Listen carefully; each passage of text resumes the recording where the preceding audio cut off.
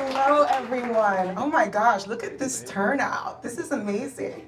Thank you so much for coming today and braving what looks like Armageddon outside to come join us for this lovely conversation that we'll be having with two major pillars of the fashion industry. Like she said, my name is Irene Ojo-Felix, and I'm the managing editor at models.com. And today will be the second iteration of our industry access panel. As we kind of discuss the fashion's impact on the world, it's interesting to have an engaging conversation between two major players in the fashion industry. From both of their perspectives as editors-in-chiefs and stylists, Alastair Mckimm and Samira Nasr have had a deep understanding of fashion as it relates to their respective titles at ID and Harper's Bazaar. After running a well-paced race of rising through the fashion ranks, they've both ascended to their positions at pivotal points in fashion media.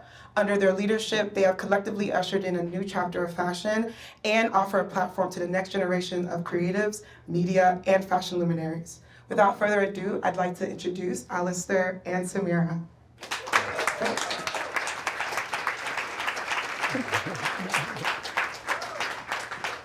Hi. Hi. Come on in. Where do you, okay. Anywhere. I brought my glasses in case I need them. Well, hopefully you won't have to read off anything. I'll just be kind of speaking to you two to kind of get a perspective of how it is to lead your amazing respective titles. And for me, it's always interesting to start at the beginning because I think that everyone wants to kind of know, well, how do you get into this industry, and what better way to tell them than to kind of get a perspective of how you started. So I'll start with you, Samira, because I think your journey is quite unique in its perspective as far as how many kind of places you've touched in fashion. Because I've worked everywhere. Absolutely. And so I wanted to ask, what was your first entry point into the industry, and how did you first understand that styling could even be a career? First of all, I just want to say hi. Hi. It's really lovely to be here with you and all of you. And so thank you for having me. My entry point was, I was an intern. I started as an intern. I came to New York to do my master's degree at NYU, and we got a year of practical training as part of our visas. And so I got an internship at Mirabella magazine, the great Grace Mirabella. Jade Hobson was the creative director, and actually Fabian Barron was kind of involved a little bit. Anyways, I got an internship there, and I loved it. I loved it, and I knew it was an industry that I was curious about, and it very much set me on my path. But I don't know if I ever made the connection, even being in those spaces, that it was something that I could do, that it was open for me, and that I could make a career out of it. It took me a really long time to make that connection. Absolutely, absolutely. And for you, Alastair, I think the story goes that you were in uni and you picked up a magazine, it so happened to be ID, and then somehow manifested your way into working there. I'm sure that's a huge summation of what the actual journey was. I like an edit. Absolutely. But my main question is, growing up in Belfast in Ireland, what was your kind of connection with fashion and understanding how it could eventually lead into a position in working there? Yeah. Firstly, like Samira said, it's good to be here, especially with her, someone I've always looked up to, and we've kind of we came up the ranks together. And it's just good to be here with friends and family and people that I haven't met yet. So, my story, I guess, growing up in Belfast, I had no connection to fashion whatsoever. To me, it really was about street style, which it still is to this day, really what I'm interested in. But,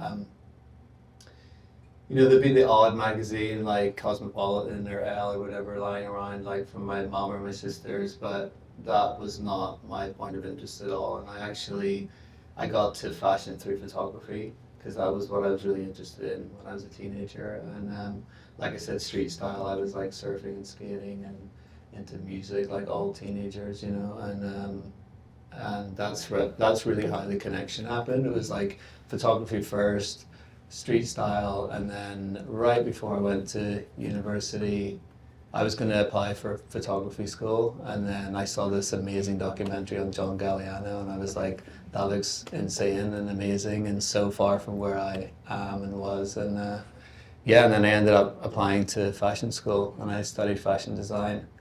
And I always say that I think I got into fashion school because they were just looking for like some straight guys or something. So anyway, I got into fashion school, and I spent 3 years there, and it was amazing. But I learned a lot about fashion on my weekend job, which was in a store. I worked in a store like Saturdays and Sundays to kind of like pay the bills, and I learned more about fashion there, honestly, than I did at fashion school. So that's like, the thing is, there's so many different ways to like get into this business, and like the practicalities of like clothing and dressing and image making and all of that stuff can kind of come through any, just through any avenue really. So yeah, and then the ID bit is like you said, it was like I just picked up ID magazine. I saw people I related to in the magazine, which I'd never done before in a fashion magazine. So that was something that really like I connected with, because before that the magazines I was buying were like skateboarding magazines. So like once I had sort of found ID, it was kind of like in the middle of like fashion, streetwear, skating, music, all that youth culture stuff that we love. So that's really, and then One Track Mind, I was like, I'm going to work there, So. Yep, absolutely. And I know it's funny to say this, but I find it quite rare that two editors-in-chief would be friends, only because of, how the kind of the industry sort of is. But it's also unique, the fact that you both are stylists. And I wonder how styling has kind of informed your leadership in terms of like how you choose to lead and the things that you look out for when you're talking about image making. Want to take that? Go for it. See how polite we are? I would say I've always been the same type of leader, but if I had to think about how styling has informed that, I think it's only, I think it's not so much styling as much as it's that I've styled for so many different people, and I've worked for so many different publications, and I've been around so many different types of leaders. And that, more than anything, has informed me about how I want to lead and how I think you can get the best from the people you surround yourself with. I've always believed that if I'm in the room with someone that has a lot of beautiful light, that I get to enjoy the glow, right? Like I don't have to have my paw prints on anything and on everything for me to feel like I'm part of something. And I think coming from styling in terms of how I approach things at Harper's Bazaar, I get out of the way. I set the expectation. I'm very clear about expectations, and then I let people who know so much more about so many other things than I do, I let them do what it is that they do. And I get out of the way, and I really believe, having worked for micromanagers, and knowing the frustration and just how soul-crushing that is, because you're just trying to bring yourself to the project. And so I get out of the way, and I'm not afraid of failure, is another thing. I don't care if something comes back and we tried it and it's like, meh. And people will be devastated in the office, and I say, guess what? Like, we got a whole new issue next month, and like, what can we learn from this? And like, no, it didn't turn out like what we thought, but it's not that terrible. I mean, and like there's something to be learned from it. Like, we learned this, like we're never gonna do that. Maybe this pairing isn't the right pairing. Like, were we not clear about something? I don't know. I just think there's something to be gained in the doing, and I'm really curious about that. And I'm not afraid of failure. So I think those two things are kind of how I lead. Absolutely, absolutely. And Alastair, when it comes to other publications, I think the process of bringing in new creatives sometimes in the past has been quite hard. And a lot of people have complained that there weren't enough positions for new creatives, new stylists to make their mark and really be able to have a platform. But ID has always kind of been the launching pad for new perspectives, new models, new talents. And so I wonder, what's your kind of process of bringing in new teams, and how do you kind of allow them to have the space to really be able to stand out with their work? Yeah, I mean, yeah, like Samira said, it's like when I commission people, I give them complete freedom because like that's the best way to get good work out of anybody. Because Samira and I have like similar stories in that sense where we've sort of like we've literally like stepped up every ladder from like intern to editor in chief. Like I've done every step of the way. It's at ID and outside of ID. ID is kind of like the red thread through my career, but I've worked for like every magazine, every brand, like whatever, you know. I just like worked a lot for a lot of years, and I started when I was 20, so it's like it's just a lot of years and a lot of different experiences, and I think that's what we bring to being editors is that like understanding what it's like to be on a set making images, you know, which like a lot of old school editors didn't understand what it was like to be on a set making images. It's you know, it's a very specific space, and I think we can help with that. When it comes to like, you know, I learned a lot from like Terry Jones, who kind of started ID, because he used to say like ID's not just for new people, it's for like the establishment shining a light on the new generation. So like what I get to do with that is I get to work with like the most established people in the industry and then people that have never like done an editorial before, you know, like that's like really how that sort of that works. And like the young artists want to be in the same arena as like the establishment and vice versa. So it really kind of works as sort of like a chemistry there. So I think like when it comes to what's been good about it since I started my editorship, we really like upped the magazine pages. It's like at like, you know, 420 plus pages. So it means that like we're able to commission a lot, and we're able to commission a lot of like the establishment and then also like the new generation and bring people in, give them opportunities, give people space. Like when I started, it was like I got like a quarter of a page, you know what I mean? But now it's like we can give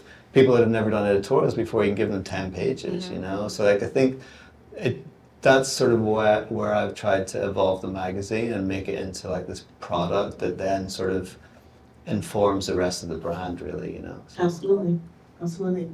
And Samira, you started July 2020, June 2020 of, you know, in the midst of the pandemic, at the, you know, most pivotal point of, I think, just culture, if one could say that. And since then, I think collectively throughout the industry, there's been a rise of people of color, Black creatives being able to make their way and have their positions within the fashion industry that might not have necessarily had those opportunities beforehand. I wonder, how can we kind of move past shallow conversations and relationships to diversity in the conversation that we're having as far as work? You know, how do we make this into long-term practice where it's just a given in a way? I feel like since you've started, you've been able to bring on so many photographers, stylists, that run the gamut, not just people of color that are just young people or people who are having needed a chance. And so I wonder what your perspective is as far as like how this conversation could continue. I'm of two minds. So on the one hand, I feel like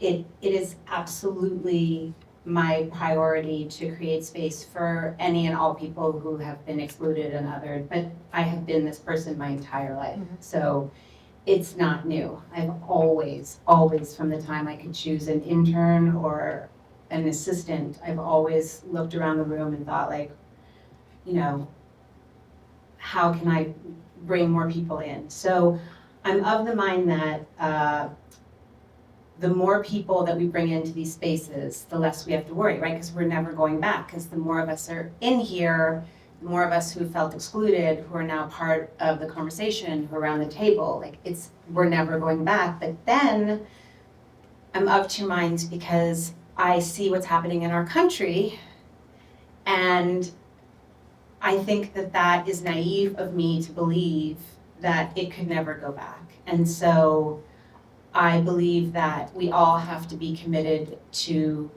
this goal. And I think it is a constant, like you can never take your foot off the pedal. It just has to be something that we all, those of us who care about it, are committed to. And I guess the fallacy is in thinking that only people who are in director positions or decision-making positions can affect change. Like every single one of you in this room, I don't know what you all do, but I know that in every single day, like in everything that you do, you can pull someone in, you can make a difference. And so I think it's really important for people to participate however you can and to feel engaged in bringing people up. Absolutely. Yeah. And for you, Alastair, I feel like, as far as we've already spoke about, your dedication to bringing in new and up-and-coming people along with the establishment and working that way. When it comes to weathering transitional moments, how have you, as like the editor-in-chief of ID, worked to kind of, go through all the things that all media titles are kind of grappling with when it comes to advertisers, lack of, I'm sure I could name a couple of things, AI is the new thing. I wonder what's your process of kind of going through these transitional moments, because for both of you as leaders, I'm sure it's a little bit daunting that every 6 months there's a new thing to kind of tackle in a way. Yeah. What's your process? I mean, I think we're just in an industry that's always evolving, right? Like that's the point. The point of fashion is that it's always changing. So you just have to kind of like buckle up, right? Yeah. Yeah. I mean, I think when it comes to, like, I remember, we've been having these conversations since I was an assistant, but like, I think with ID, like the DNA and the heritage is there, that sort of is such a strong kind of foundation for anything that we want to do, that it just always informs me. So I just kind of, and as I said, I've worked there since I graduated college when I was 20, so I've just sort of have this kind of, it's in my blood, so it's sort of like all of the answers just appear because it's instinctual, and I think when it comes to like things evolving, I just have to go with my gut. I mean, when I took over, it was like, print is dead, and I was like, well, no, it's not, because that's what I want to do, so we're going to do that. And we did that, but it doesn't mean that like we're not going to do digital, we're not going to do socials, we're not going to do video, we're not going to do branding, we're not going to do like whatever it is. But you just have to do more, and I think that's also can be quite suffocating today, that like we do so much. But I think, it's like just adding layers and layers and layers, and like, with all the new developments of everything, it's like, it just is what it is. And like, I don't think that there's any world in which we can kind of like run away from like things moving forward. I don't know whether it's evolution or not, you know what I mean? But whatever it is, it's like change, and change is like something that we have to like embrace to even be doing this job. So I think, right now it's like, it's chaos, because it's chaos for ID right now because of the changes that are happening within our wider company and everything, and like there's a big change is coming for ID, you know what I mean, and nobody really knows what that is, whether we're going to grow, evolve, change, close, whatever, because like that's just the nature of the beast. And I think, you talked about manifest before, it's like manifesting things, it's like we have to just stay true to ourselves and go on the path that we're on, and just try and like make this stuff happen, And I think, this brand means so much to me, but not just this brand, but just like creativity in general. So it's like, if ID evolves and it works well with everything that's happening, and like, how things are changing, then great. But if it doesn't, we're still going to be creative people doing different things at different places. And like, I don't believe for a second that AI is going to take over what we're doing, because like, it's just another layer to the cake, right? So. Yeah, and I would add to that everyone always talks about the magazine, like, oh, you're an editor-in-chief of a magazine. It's like, Alastair's the editor-in-chief of a media brand. And, I like to think that the print product of what we do is our storefront. It's the maximum expression of what we do. And there's no digital without the print. But we meet our audience wherever they need to be met. But the other thing to be reminded of is like, these are businesses, so to address the advertiser question is like, we're not just in offices like, oh, how can we go sprinkle magic dust today? You know, it doesn't. We're not. I know, and it's fucked up. Sorry, but you know, I have a boss, and it's a business, and there's a bottom line, and so I do. You know, to all of you who are curious about this industry, it's an incredible industry that has given me like a beautiful life, and I've met so many incredible people. I mean, I'm here in this room because of what I do, but it's a business, and there's room for everyone, but it's a business, and so there are business decisions that get handed down that aren't always, you know, what we want, and I think we're in a moment right now where media is like going through a shift, and things are going to change, and it's almost like the business, everything's sort of, you know, it's kind of, I don't know if it's regenerating or recalibrating, but yeah, there's a shift happening, and I think it's industry-wide, and we don't know what the outcome will be, but I do believe that these brands will be around for a very, very long time. They have really strong legacies. They have great identities. They have so there's potential for forever. But what that will look like, you know, I don't even know. Absolutely. And listen, the industry is human-based, right? And I think it's all about community and how we're kind of interacting with each other more so than the corporate structures that be.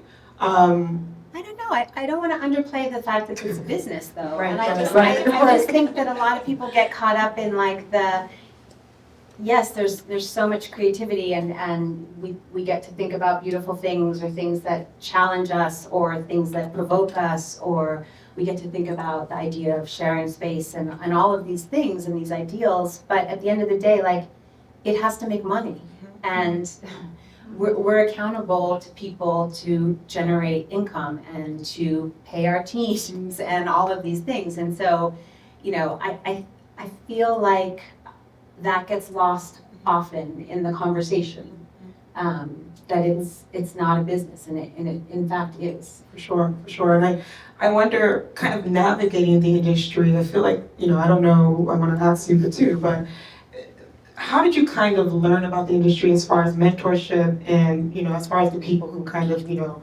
both wanted to use your positions and voices to contribute to the fashion industry? Who are the people who kind of led your way? Because I feel like it's not just understanding fashion from one lens as far as like styling. It's that you really have to have a business structure, mindset, understand what it really takes to kind of run a media company in that way. So who are the people who taught you and led you in your path for both of you? I mean, from the business thing, the business point of, you know, that perspective, I'm still learning, and that has been really wonderful for me to sort of develop that muscle and to start thinking in terms of like, you know, how can we take this idea and monetize it, or, you know, how can we turn this maybe into a film, or like how, you know, it's interesting, but in terms of, you know, styling or the community or like just coming up in my career, I haven't been so much about mentors as much as it's been about allyship, and finding my people, and or seeing someone and thinking like, hey, you want to be friends? And finding support that way, because I feel like the people who I wanted so desperately to be my mentors were not. And so I'm more about allyship than mentorship. Absolutely. I mean, I think it's funny because Samira and I had this conversation before.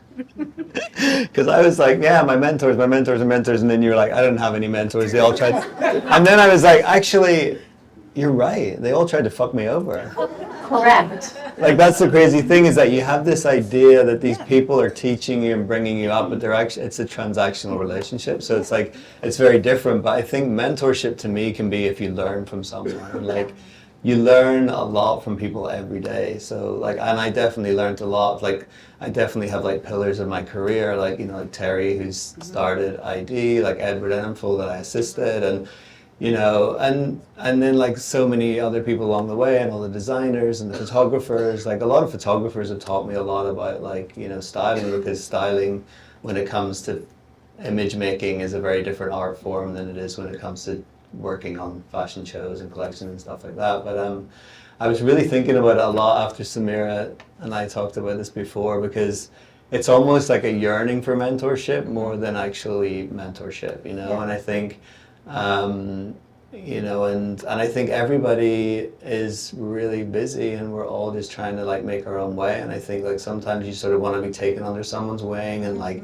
you know, shown the ropes and brought up and all that stuff. But you can just learn in a way like what not to do, how not to treat people, Yeah. what you don't want to be. Like Yeah. I've learned a lot about that Yeah. from people, where I'm like, I won't do that, and I Yeah. won't do that, you know, Yeah. and I won't talk to someone like that, and I Yeah. don't want to be like that person. Right. And there's a lot of that as well. And I do think like our generation in this industry is different than the generation previously.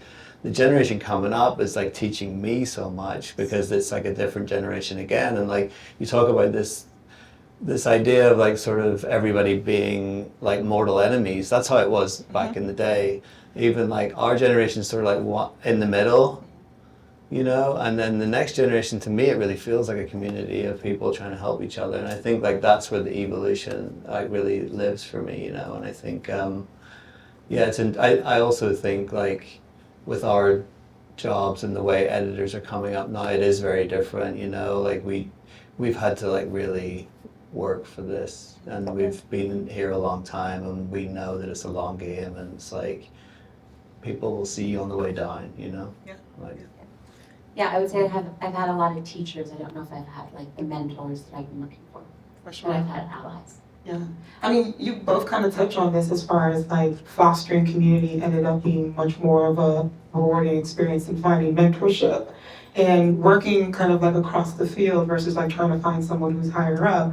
I'm intrigued as far as like how did you first kind of navigate fostering connections? Because I think that's something that so many people are kind of looking for their equals, their peers, as far as like how to collaborate and work with. Was it a very organic process, or did it just kind of come out of like working for your respective, in your respective places? I mean, you know, you mentioned working at ID and working through all those publications that you were working with, Samira. So how did you just kind of meet people in that way? yeah, I mean, for me, it was like assisting. When I was an assistant, I met so many people I still work with today, because like you're kind of together in the trenches, on the front lines, going for drinks after work, bitching about your boss, like all of that stuff. Like that's really where you form those relationships, right? And like, and also I think I was just really lucky to get thrown into the deep end of like, you know, as I said, assisting Edward Enninful, like we were working with like the best people, the best fashion, the best photographers, the best, and so all of the people around you are like good assistants, working really hard and like really dedicated to what they're doing. So, you know, I would often like go to the pub with photo assistants that I still work with today as photographers, you know, that have kind of, just like I did, sort of worked their way up the ranks. And I think so, you know, like some of the people I work with today, I worked with for like over 20 years. So that's just how you kind of foster the relationships. It's like I've always been a firm believer in working with people time and time again, because then you can grow your own kind of visual language together, you know. Absolutely. And, you know, I did my Googles, Samira, and my icon, the lovely Robin Gavon, quoted you and saying, I love Robin as well. Who doesn't love Robin? I just want to bring more people with me to the party. Yeah. And I love that. Like that was literally the title of the article. And so when it comes to both creatives and talents, who have been some rising names that you've enjoyed bringing in? Gosh, just anyone and everyone. I mean, like our features director, Caitlin Greenidge, you know, she's an accomplished author. And when I approached her to be our features director, she was like, wow, okay, you know. But just working with her and seeing the writers that she's bringing in to, you know, write features for us, and photographers like, you know, stylists, being able to bring in Joshua and, you know, Anatoly and Nicholas and all these people who have worked with me for so long, people whose work I've long admired, to be able to call them up and say, hey, do you want to come play in our sandbox. It's nice, photographers. I mean,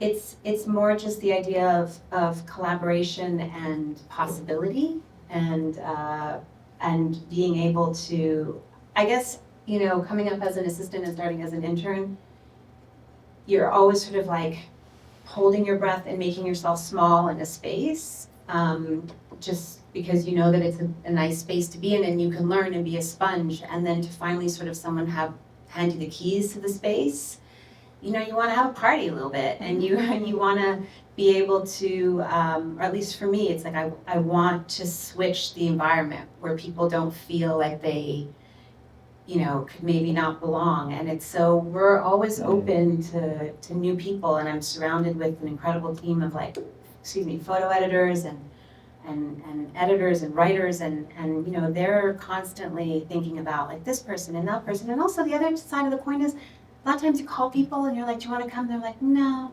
So that, no one talks about that, but there's so many times where we reach out and we want to work with this person or that person, and they don't want to, so yeah, we're just always looking for, I couldn't ID one person, I couldn't name one person. It's a constant thing of just looking for great collaboration and creatives who can help us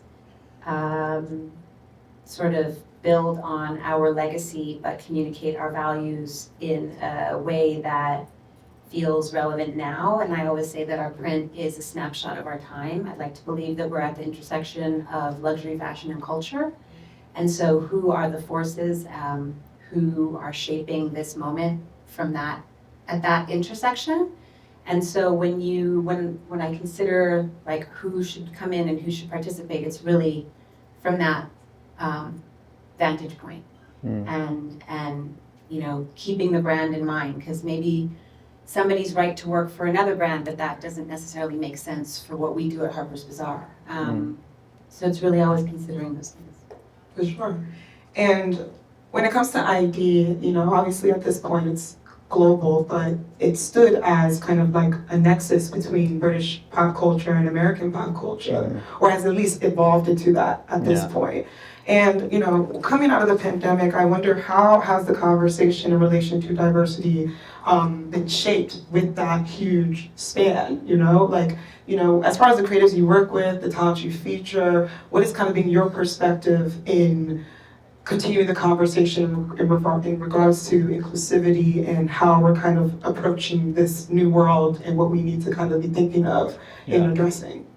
I mean, I feel super lucky with ID that it was all there from day one, So for us, we didn't have to change gears in 2020. Like it was just an evolution, and there was more to be done. There's more to be said, But at the end of the day, like it's all there in the DNA and the legacy of ID, like diversity and inclusion, and all of these things that became like marketing subtext or whatever. It was like that wasn't even something that we necessarily had to consider. It's just like keep doing the work, keep being proud of what we stand for, bringing in like the next generation, and also just like being able to step back a little bit as well. I think that's also important. And I think I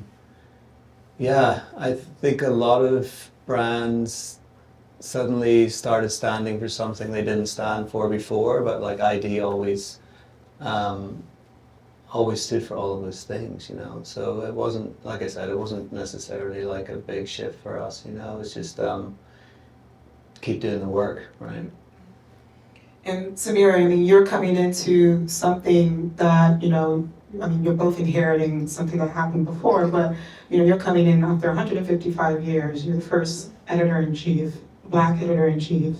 And I wonder, how has it been to kind of create your own visual identity coming into something that already had its own established legacy? Like, how do you make your own point of view stand out, considering that's kind of a daunting thing behind you? How has it been the process of kind of working with creatives and saying, these are the things these are the values that we want to put forth, and these are the things that are important to us? I think Alastair touched upon it a little bit in the sense that, the DNA is there. So when I thought, when I got the when I was appointed and I thought about the future of Harper's Bazaar and the now, I thought about, okay, what was this when it was created? And I kept coming back to this place of, it was a place that women could turn to for advice in their lives. And basically all they could do back then was, maybe buy a new dress, think about a lipstick. Well, our lives have grown exponentially, right? So how do we're also still exploring identity, and even that doesn't have to be narrow. It doesn't have to fit into a narrow box anymore. So how can we reflect that, but keeping in mind sort of the values? It's always been a place with incredible, well, not always, but for a long time, it was a place with incredible writing. I mean, James Baldwin wrote for Harper's Bazaar. Nobody knows that. I mean, the literary canon at Harper's Bazaar is unbelievable. You think about, art direction, photography. It has a really strong legacy. So it's just about, what does that mean now? And then when I mix that up with, me and bring myself to the equation, it's, my values really, and I how I see the world, and I want to see the world. I want it to feel gentler, and I want it to feel more optimistic. And I do believe that I believe, and I said this at the beginning, that caring about fashion just reflects an intellectual curiosity. I can care about a pretty shoe and also be deeply worried about the planet. One doesn't have to negate or exclude the other, and I was craving a place where I could go and see beautiful fashion imagery, but also read about, whether it's the environment or something that's happening in the world or some politics, or bring people together in conversation. And so it was also just, as I was thinking about the future and the now, thinking about what I'm craving to consume in terms of media. That's kind of how I approached it. And I wonder, when it comes to the covers and the images that you're putting forth, what's kind of the goal at this point? Is it about making something that stands the test of time? Is it about trying to create or capture something that's current and modern? Because I think that, when it comes to fashion imagery, maybe when it was talked about in the past, there's only this, especially within the fashion canon, the only things that were mentioned are these images that you see all the time, right? Like these things that could be put into a museum. And now when you're talking about, when you kind of brushed upon the idea that, yes, it's art, but it also is commerce. It also is something that needs to sell. I wonder, what's the goal when you're working towards closing a project? Like, when you're looking at your final book, are you wondering, are we going to have something magical? That sprinkle that you kind of alluded to earlier. I wonder what's your main focus when you're trying to close a project? I don't know. It's so many things, right? It's it's a balance. It's a great, beautiful fashion, obviously, but is there something to engage with? Is there something good to read? Is there a long read? Is there a mix in subjects? Are we, who have we brought in? I think about all of those things. I really do. We do as a team, because I also have blind spots, I can't know everything. I don't want to know everything. But I love being surrounded by people that will catch my blind spots. And I think that's the beauty of collaboration. But it's always a balance. And again, in terms of the pressure of feeling like this picture has to last forever and resonate and be on every mood board from now to eternity, I can't be worried about that. I just can't. That's for other people to decide. Yes, we strive for excellence and we strive to, create beautiful imagery that resonates now, but that's none of my business. It really is. I think like you said earlier, it's about this time capsule idea for me, because I think the difference between print and digital is with print it's curated, so it's on a shelf. and you want to be able to like look back and like I still have all of my ID magazines from whenever I started collecting them in like mid-90s, and you want to be able to look back and go like, okay, 2002, what was going on? Yeah, Like that's totally. what's important with like these archive works that we do, which is print, because obviously on the internet it's like chaos, you know. So, which I love as well. Like I live for chaos, but it's like there's something to be said about making these print magazines that tell a story. So like we have themes. I mean, you'd probably never notice because our themes are so kind of like overarching, but it helps us focus as a team. It helps focus contributors. It, you know, I have to be able to like give somebody something to work with, even if it's a word or a theme, you know, a simple theme or whatever for photographers and stylists and writers and models and talent actors, whatever, musicians. It's like you need to have something that sort of holds it together, but I never want to do anything that's too pointed because I want to give people freedom. So I think it's really important with print that it's a time capsule, and then magic happens when you're not looking, right? Like that's, you don't know what's going to be an iconic image until like hindsight rolls around, you know? So I think that's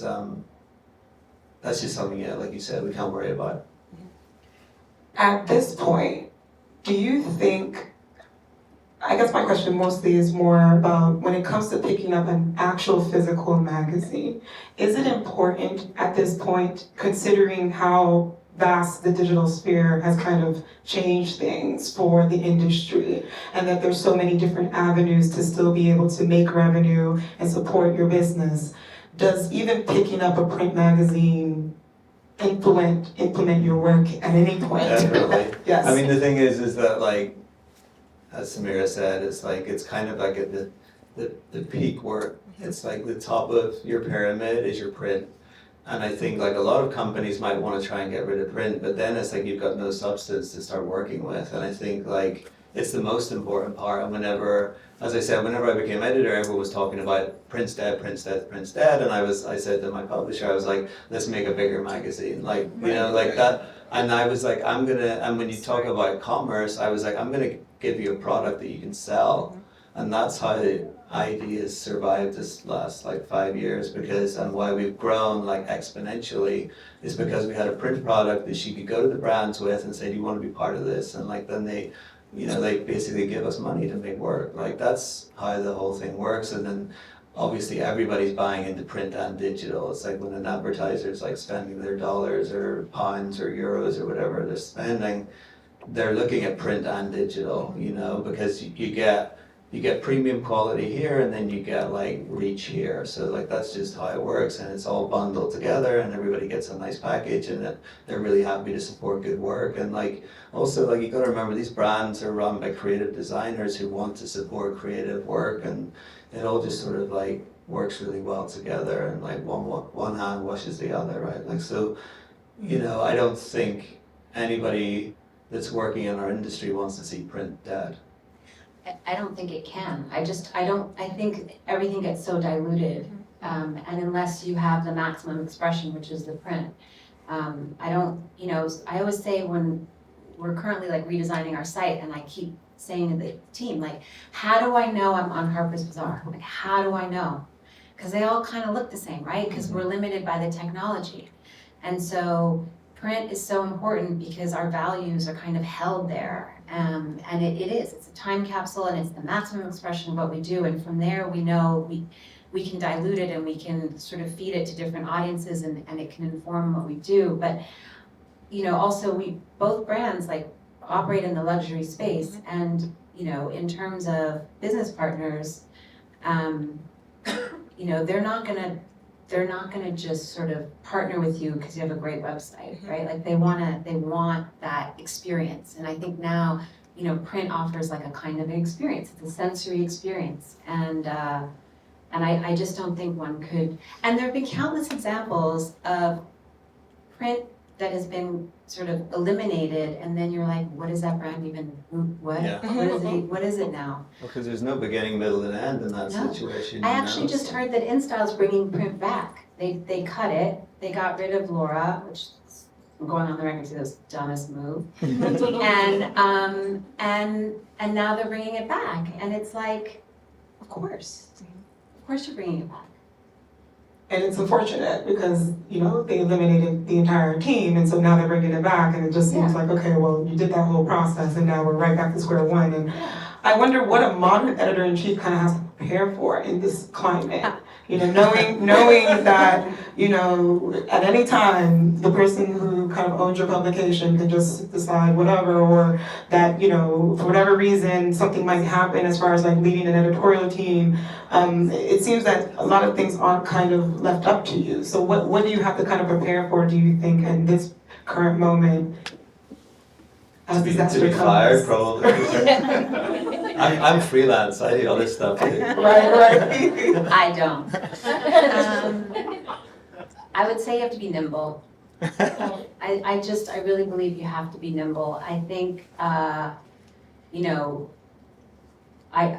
do get to make all the editorial decisions that are related to the brand that I work for. And there are business decisions that come into play, but I just need to be nimble and I need to adjust. And I think that's something that maybe, you have to kind of go with the times, you have to kind of go and think with like business needs. And I think I would say nimble. You have to be nimble and you have to be collaborative, in a business sense, not in a creative sense, in a business sense.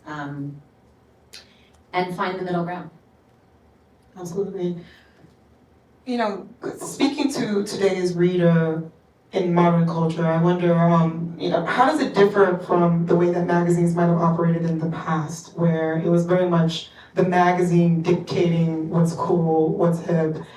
Do you find that it's kind of not necessarily reverted to a different space, but is it more collaborative in that mindset where you're also focusing on what audiences have and their perspective digitally to kind of inform the decisions that you're making as editors-in-chiefs?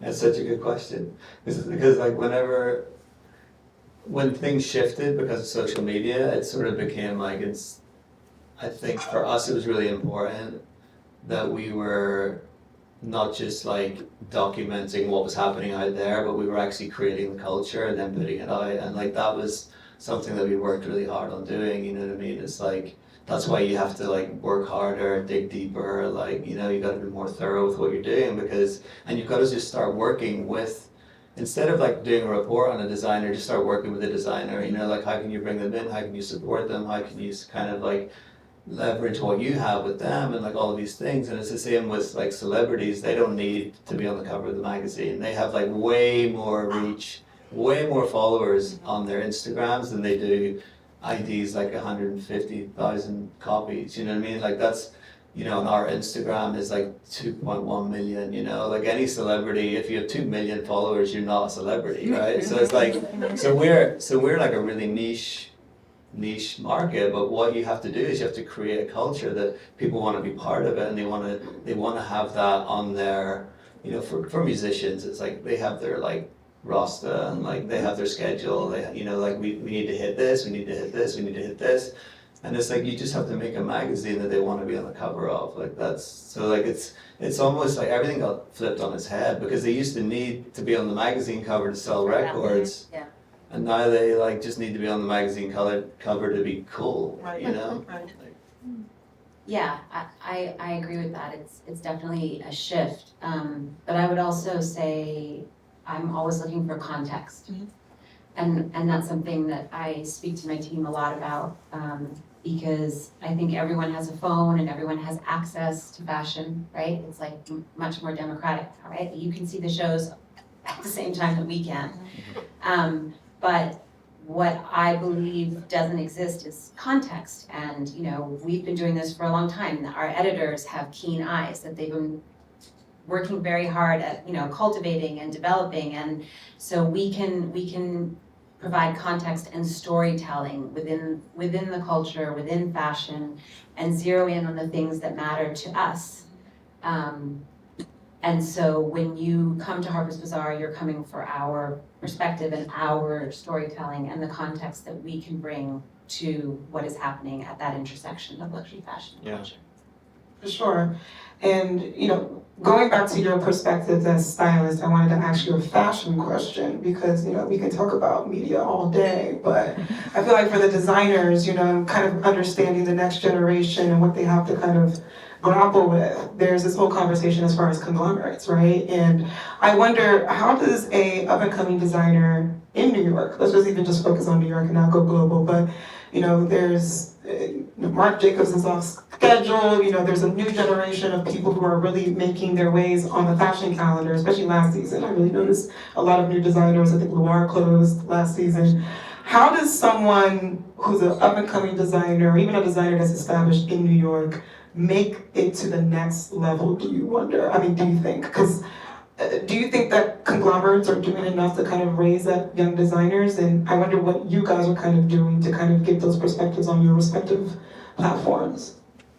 I think what we do when it comes to fashion features is we give young designers as much space as we give the big brands. And I think we're lucky, we're really lucky that we can do that. Most magazines can't do that, like most magazines can't give Loire like 20 pages, like we can because we have that. We have the page count, we have the democracy, we have, we're just not in a situation also where we're doing a monthly magazine. That plays into like it vastly, right? Like how many pages you're printing, how much space you have, how many advertisers you have, how much money they want for their pages and all of this stuff, you know what I mean? So like for us, because we have a lot of pages, we're able to democratize the establishment with the new generation. And I think like we often, every season we're like, which young designers are you excited about, And Loire is one that we're going to do. Because, Royal had such an amazing show. Yeah. It's like, okay, like, for us it's very organic. It's like, what shows did you like? Yeah. Right. Let's do that, So I think with what Royal's doing at Loire, it felt like the most, one of the most exciting moments in New York Fashion Week. And everybody wants to support him at the magazine, so then he gets a big space. And then I think then that it kind of puts everybody on a level playing field, which I think is very cool. But like I said, we're lucky because we can do that and most people can't. So. But also that validation from ID is huge for him, right? That's great. It's different for us because we have, we don't have as many pages. We're a monthly, but we do work really hard to make sure that there's representation in every issue, whether it's front of book, news section. It's something that we spend a lot of time talking about. Mm-hmm. And but to think that it's impossible for young designers, I refuse to believe that. Look at Raul, right? He's here and he had such an impactful show, and I don't think it's impossible. And I think it's harder now, but I refuse to say like, oh, these big conglomerates have come in and it's impossible. Mm-hmm. It's not.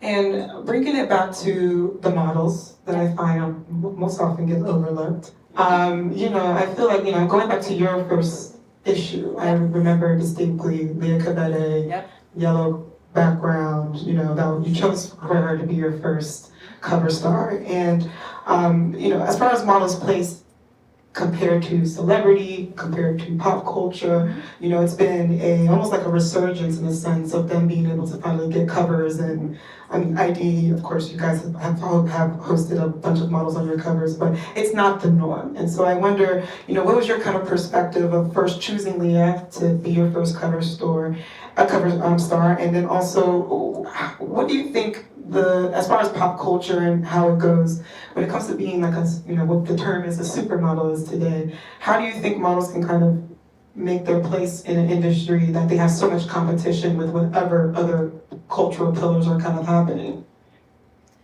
All right, I'm going to start with the Leah question. So I worked at Harper's Bazaar in 2000 under Kate Betts. I was a fashion features writer, or like I edited the shopping section. It was called The Bazaar. I brought it back. Anyway, so I would style an opener, like one image that would open my section, my shopping section. And at the time, James Scully, was our model booker, and he came in, he was casting Tom Ford at the time, and Gucci at the time, and he came in and he was like, I met a star today. And he's like, she's gonna be everywhere, she's major. And I was looking for a model for this, my opener, and he said, I think you can get her.